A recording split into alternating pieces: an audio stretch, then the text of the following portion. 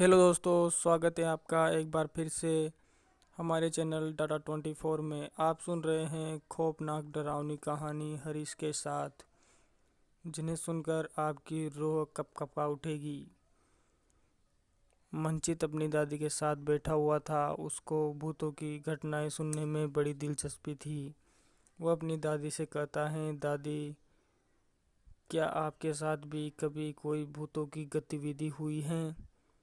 दादी कहती हैं, नहीं बेटा, मेरे साथ तो कभी ऐसा कुछ नहीं हुआ, लेकिन हमारे घर के पास ही मुखिया जी का घर था। वह हमें बताते थे कि उनके साथ एक बार चुड़ैल घर तक आ गई थी। फिर मंचित इस घटना को जानने के लिए अत्यधिक व्याकुल हो जाता है और कहता है, दादी, यह सब कैसे हुआ? मुझे थोड़ा विस्तार से बताओ ना। दादी कहती हैं, बेटा, ये बात है जब मुखिया जी 24-25 साल के थे।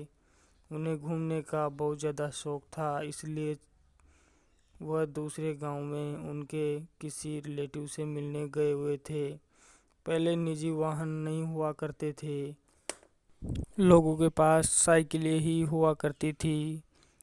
अगर लोगों को लंबा सफ़र करना होता तो बसों में ही किया करते थे।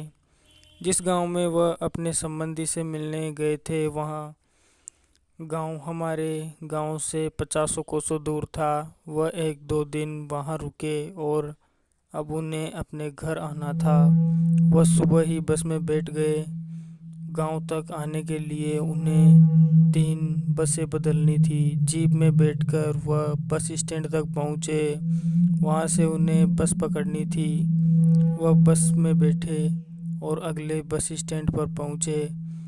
वह सुबह चाय पीकर ही वहाँ से निकले थे, इसलिए अब उनको भूख लगने लगी थी। वहाँ उतरकर उन्होंने कुछ खाने पीने की दुकानों की तलाश की तो उन्हें वहाँ एक समोसे की दुकान दिखाई दी और उसके पास में ही केले का एक ठेला लगा हुआ था। उन्होंने सोचा, यहाँ कुछ खा लेते हैं, फिर चलेंगे। वह समोसे की दुकान पर बैठे और समोसे वाले को कहा, अरे भाई, 2 समोसे लगा दे। उनका बस स्टैंड की तरफ ध्यान गया तो देखा कि उनकी अगली बस स्टार्ट हो चुकी है, रवाना होने के लिए तैयार हैं। उन्होंने तुरंत समोसे वाले से कहा, अरे भाई, मेरी बस छूट जाएगी, तू एक काम कर, समोसे एक थैली में रख दे, मैं रास्ते में खा लूँगा। ये ले तेरे पैसे। और वह उस समोसे वाले को पैसे दे देते हैं। पास ही खड़े केले वाले से आधा किलो केला भी ले लेते हैं और जल्दी से बस में चढ़ जाते हैं। बस में सवारियों की ज़्यादा भीड़ नहीं थी, इसलिए उन्हें आसानी से सीट मिल जाती हैं। वह 2 पैसेंजर की सीट में अकेले ही बैठे हुए थे और समोसे खा रहे थे कि एक औरत वहाँ घूंघट में अपना चेहरा छुपाए हुए आती हैं और उनसे कहती हैं, जैसे उनको पहले से ही जानती हो, अकेले ही बैठोगे क्या? मुझे भी थोड़ी सी जगह दे दो। पूरी बस खाली थी, लेकिन उसे भी शायद मुखिया जी के पास ही बैठना था। मुखिया जी थोड़ा खिड़की के पास खिसक जाते हैं और कहते हैं, अरे बैठे ना, आपसे किसने मना किया? वह औरत मुखिया जी के पास बैठ जाती हैं और कहती हैं, मुझे तो आप भूल ही गए होंगे। मुखिया जी कहते हैं, क्या आप मुझे जानती हो? वह औरत कहती है, हाँ, मैं अच्छी तरह आपको जानती हूँ। आप टिटराउत गांव के हो ना? आपके पिताजी वहाँ के मुखिया हैं। मुखिया जी सोचते हैं, बात तो ये सही कह रही हैं, जानती तो हैं ये हमें। फिर वह महिला कहती हैं, आप क्या सोचते हैं? हम 1 साल पहले रायजूट में सम्मेलन हुआ था, वहाँ मिले थे ना? फिर मुखिया जी कहते हैं, हाँ, बीते हुए साल रायजूट में सम्मेलन तो हुआ था और मैं गया भी था वहाँ पे। और फिर आपसे कब मुलाकात हुई, मेरे कुछ समझ में नहीं आ रहा। खैर छोड़ो, आप औरतें घूंघट में रहती हो तो पहचानने में थोड़ी दिक्कत हो जाती है। आप तो केला खाइए।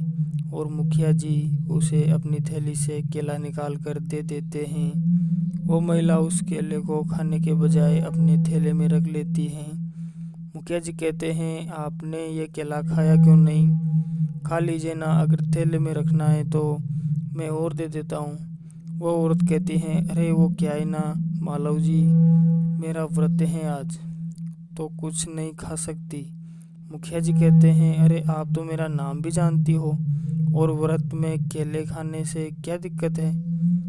यह तो फल हैं। महिला कहती है, वो क्या है ना मालव जी, मैं अखंड व्रत रखती हूँ, पानी के सिवाय कुछ भी ग्रहण नहीं करती।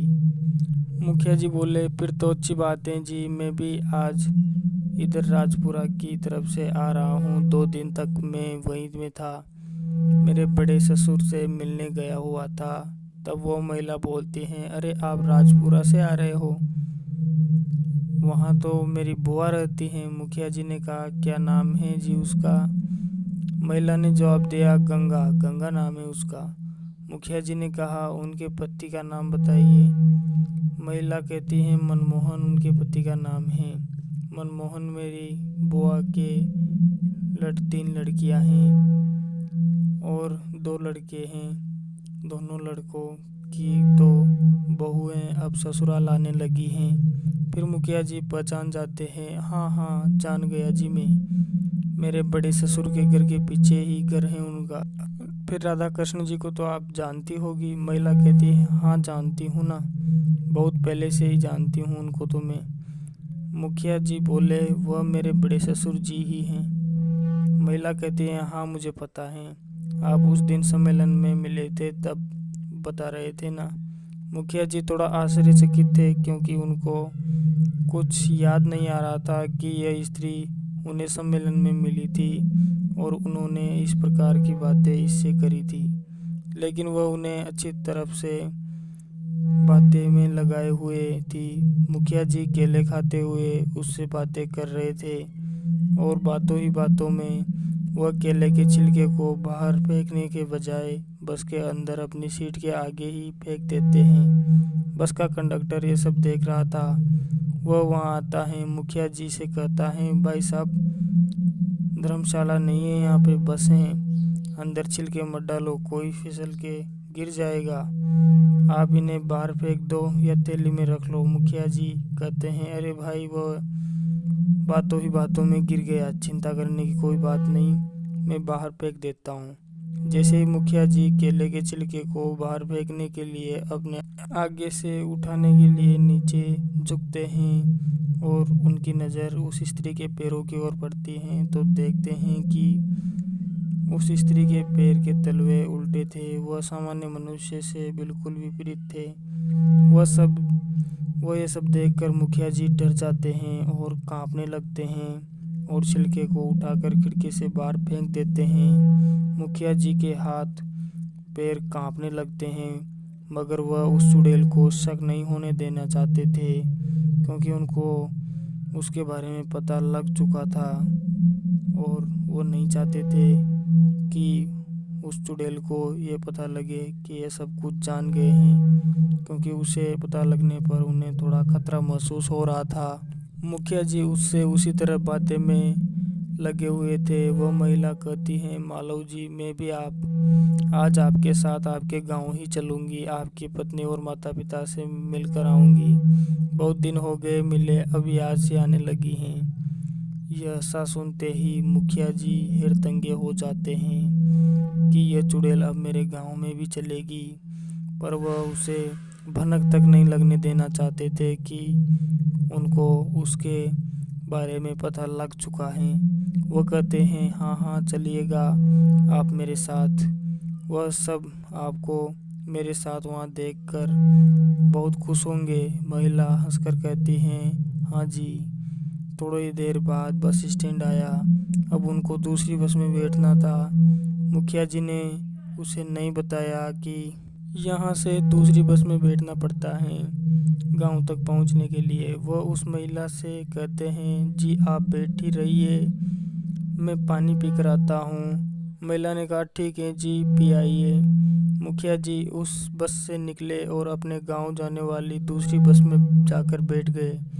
बस रवाना हुई। बस अब रफ्तार पकड़ चुकी थी।